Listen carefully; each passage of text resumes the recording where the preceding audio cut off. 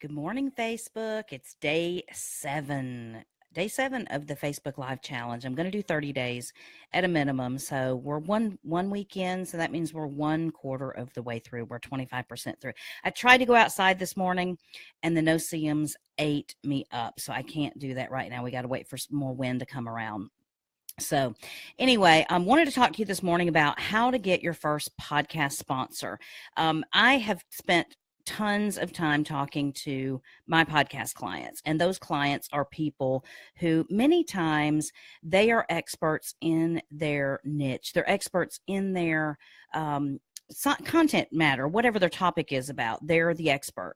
And so one of the things that I wanted to, it was funny because I was just talking with one of my nutrition clients about this the other day. And then last week I talked to a client who does, a inspirational type podcast about it. And there were so many things that they could do for their clients. And we're talking about monetizing, and they said, well, I'd like to ultimately get sponsors and blah, blah, blah. And some of them were even doing affiliate programs. And with the affiliate programs, they were spending time pitching them. They were spending time getting them the links and, putting those out there and talking about the product, but they didn't really see a lot from that. They weren't seeing a lot of conversions on that.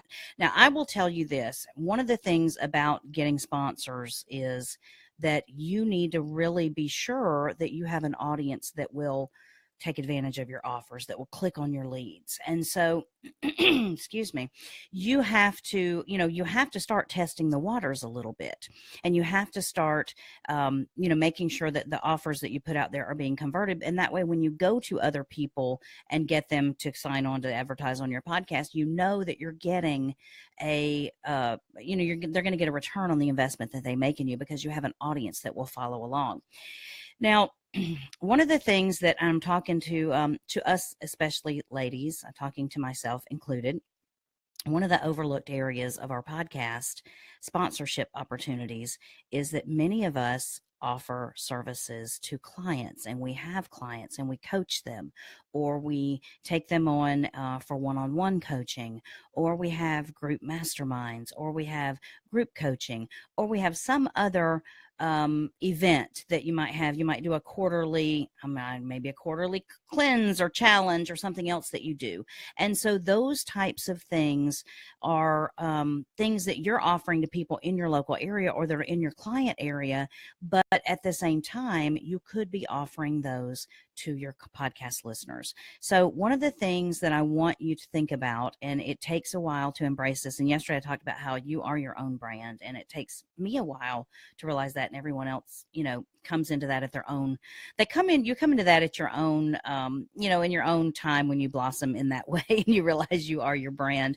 But the thing about you should be your first sponsor on your podcast if you have services, products, or anything that you are offering to people that would be listening to your podcast. If you offer them in your real job, or something you have an interest in doing, you should offer them to your podcast audience. And many times I get clients that say, oh, I didn't even know I could do that. It's your podcast. You can do it. You write the rules. It's your job. It's your podcast. It's the wild, wild west. You can do what you want. So you can do whatever your audience will allow you to do. So one of the things that I especially have a lot of, for whatever reason, the therapist clients that they're in private practice, and whether it's for marriage counseling, or they're sex therapists, they're relationship therapists, or they're just regular psychiatrists, or they deal with different types of anxiety issues, or whatever their specific niche is in their field. Many times people that are like professionally licensed have to worry sometimes about, I'm only licensed in my state, so I can't pretend to practice, or I can't do, online this, that, or the other under the name of providing medical advice and that sort of thing. So you do have to be a little bit careful about that. And sometimes you can call them, you can form a group, and you could call it a listening group. You could form a group and call it a mastermind that really has nothing to do with you dispensing advice that is part of your training and your licensing. So you can do that. But if people don't know know. And even if you are wanting to get more clients into a private practice, maybe you're a nutritionist or you're a dietitian and you want, or maybe you're a fitness trainer and you want to get more people locally to come to your business. One of the things that you want to do is just go ahead and start putting it out there. The reason is you don't know where people listen. You don't know where people are listening from. You also don't know who knows people in your area that can say, hey, you're looking for a trainer. I heard somebody on a podcast the other day. So it doesn't really matter whether you have a lot of listeners in your demographic area or your geographic area. Geographic versus demographic. I know the difference. But if you don't have anyone in your geographic area that listens to your podcast, it doesn't mean you'll never get a client from it.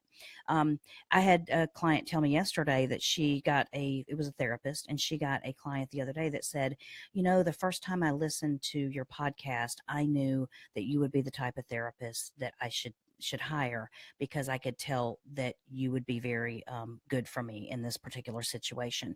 So you can get clients from your podcast, and you can get people to take advantage of your products and services. But the thing about it is you have to mention them.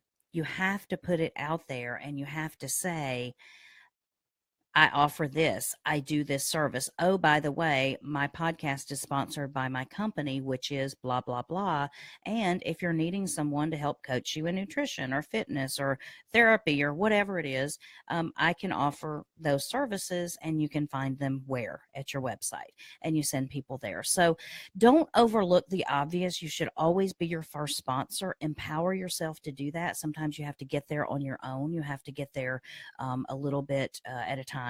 And so the more you talk about it, the more it would be within your comfort zone to do it. Same way I'm doing the Facebook Live videos. And this morning I have like no makeup, and my hair's been done. I'm out of the shower, but I've also been outside, had a delivery of lumber come today. I'm excited because this afternoon we finally get a refrigerator back. We've been here for over a month without a refrigerator because ours smells like someone has died in it. And so we get one today, gets delivered this afternoon. So I'm very, very excited. We will not eat soup anymore for a few weeks because we've had our fill of soup. That's what we've been eating most of the time. So time to move on to refrigerated food. So I'm excited about that.